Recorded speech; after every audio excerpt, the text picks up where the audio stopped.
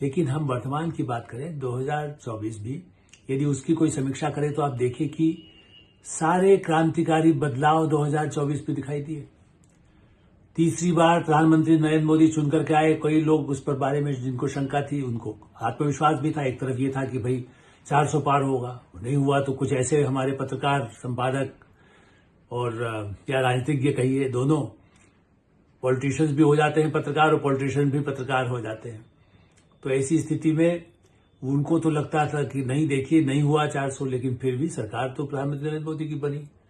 इसी तरह से उसके बाद विधानसभा के चुनाव में भी जो आश्चर्यजनक परिणाम आए, जो क्रांतिकारी परिवर्तन, वापस जम्मू कश्मीर में फिर से चुनाव हो गए और वहां 5 साल के लिए चुनाव की स्थितियां, वहां भारत का वही संविधान वहां लागू हो गया। क्या ये बड़े बदलाव नहीं है? उतार चढ़ाव, आलोचना, बरसना, संसद में शर्मनाक दृश्य होना, सदन के बाहर जिस तरह मारपीट के दृश्य होना, राहुल गांधी की लगातार विफलताओं के चिन्ह दिखाई देना, और ऐसी स्थिति में अब 2024 की खाली समीक्षा करते रहे कि क्या पाया क्या खोया। आर्थिक स्थिति, कई हमारे विशेषज्ञ कहते हैं कि देखिए रुपये अब तो ताकत, कल ही एक गौरव वल्लभ शर्मा जो है बड़े अच्छे, जिसको कह सकते हैं कि खुद अर्थशास्त्री हैं और कांग्रेस में रहे, लेकिन उन्होंने आंकड़ों के आधार पर यह बताने की कोशिश किया है छोटे से वीडियो में कि हम इकोनॉमी कैसे, और हमारा रुपये का यदि मूल्य बढ़ रहा है इसका मतलब इकोनॉमी मजबूत है, तभी तो रुपये बना, रुपये का गिरना होना चाहिए।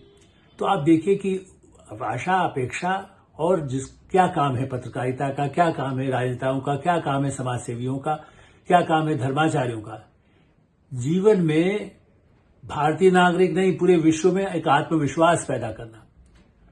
G20 यदि भारत में हुआ तो दुनिया ने देखा कि भारत कितना तेजी से प्रगति कर रहा है, और इसलिए प्रधानमंत्री नरेंद्र मोदी का और भी, जैसे कह सकते हैं, आंकड़ा ऊंचाई पर पहुंच गया, जो उनकी जो सफलता की ऊंचाई जिसको आप कहते हैं 2024 में।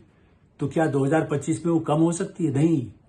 उनको तो बार बार कहा जाता है कि वही युद्धों को टाल सकते हैं, भारत ही एक काम कर सकता है। भारत ने चीन के साथ अपने संबंध अच्छे रखे, आज तक कोई पाकिस्तान पर वैसा हमला नहीं किया, वरना कोई दूसरा देश होता रूस की तरह से तो सीधा तबाह कर देता पाकिस्तान, टुकड़े टुकड़े, कई टुकड़ों में बढ़ जाता। इसकी इतनी आर्थिक स्थिति खराब है।